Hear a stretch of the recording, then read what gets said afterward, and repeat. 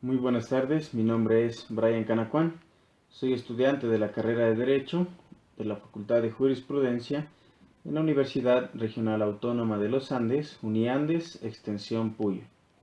En esta oportunidad abordaremos un tema importante dentro del derecho penal, como es la escuela neoclásica en el derecho penal, o como también es conocida, la escuela técnico-jurídica. En el siglo XIX, o como también es conocido el siglo de la razón, que comprende desde el año 1801 hasta el año 1900. Se dan grandes aportes y existe una gran influencia dentro de lo que es el campo sociopolítico y económico posterior. La escuela neoclásica parte del rechazo absoluto a los principios filosóficos de los clásicos y a las conceptualizaciones biosociológicas de los positivistas. Considera que la misión del derecho penal como ciencia es la de interpretar y criticar el derecho positivo.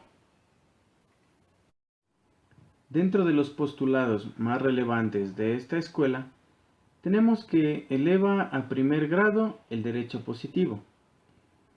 Destaca el ordenamiento jurídico que debe prevalecer sobre otros criterios. Al derecho penal le debe interesar el conocimiento científico de los delitos como también de las penas. La pena funciona para prevenir y para readaptar al individuo. La responsabilidad penal se debe basar en la capacidad para entender y querer. Y, asimismo, rechaza el planteamiento de los problemas filosóficos.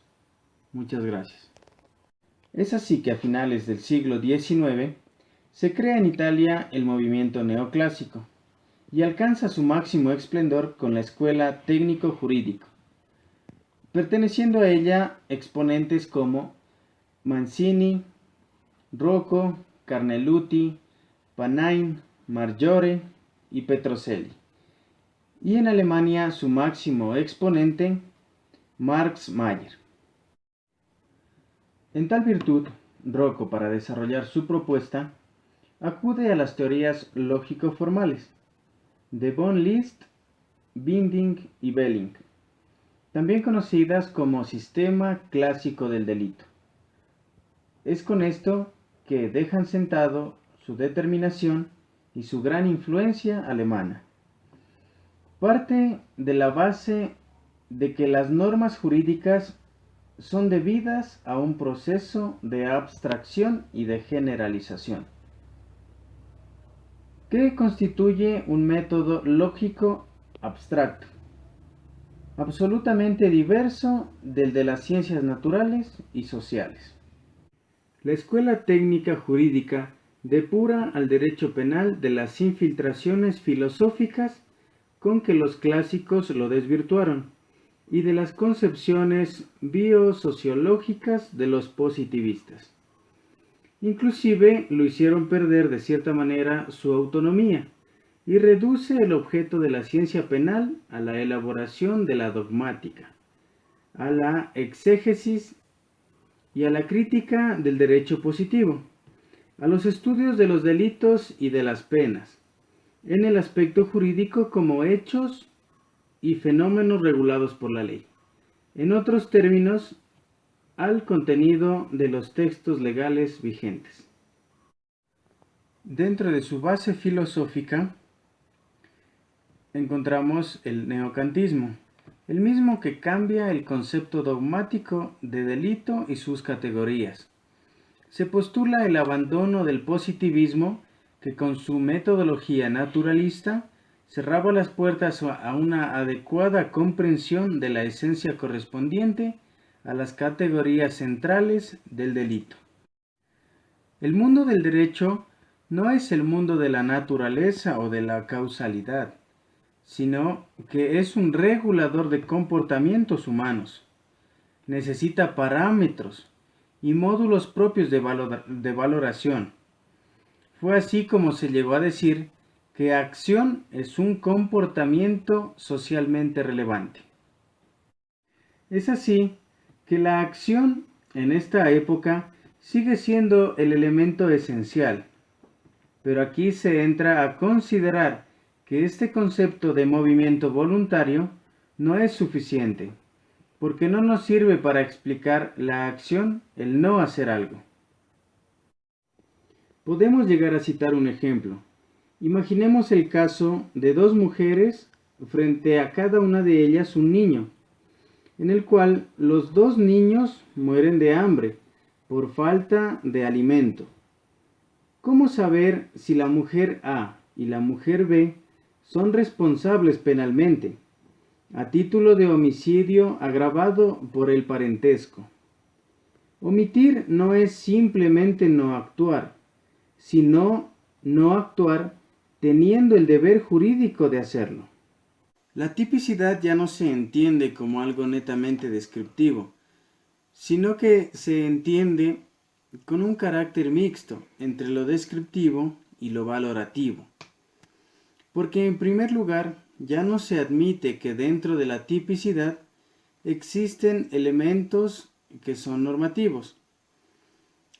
El tipo no siempre puede determinarse solo a partir de su aspecto objetivo, sino que hay elementos subjetivos que también determinan la existencia o no del tipo. La antijuricidad deja de entenderse como la relación de contradicción entre un comportamiento y la norma jurídica, para pasar a ser un injusto material, un daño social o una lesión a los intereses jurídicos. La tipicidad implica necesariamente la antijuricidad.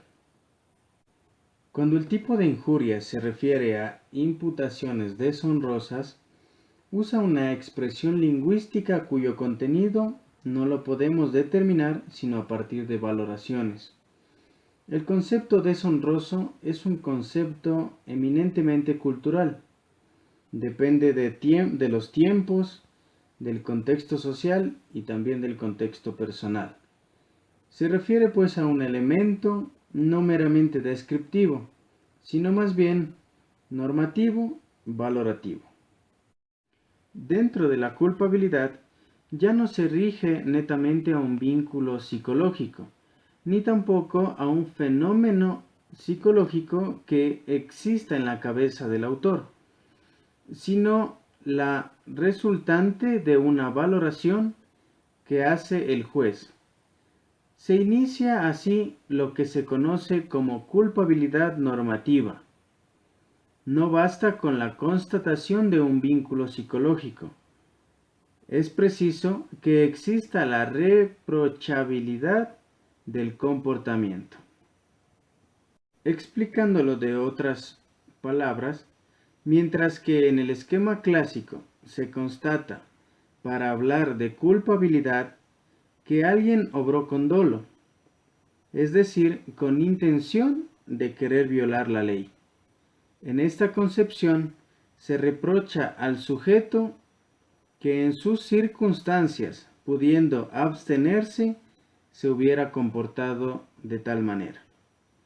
La reprochabilidad se hace un elemento constitutivo de la culpabilidad.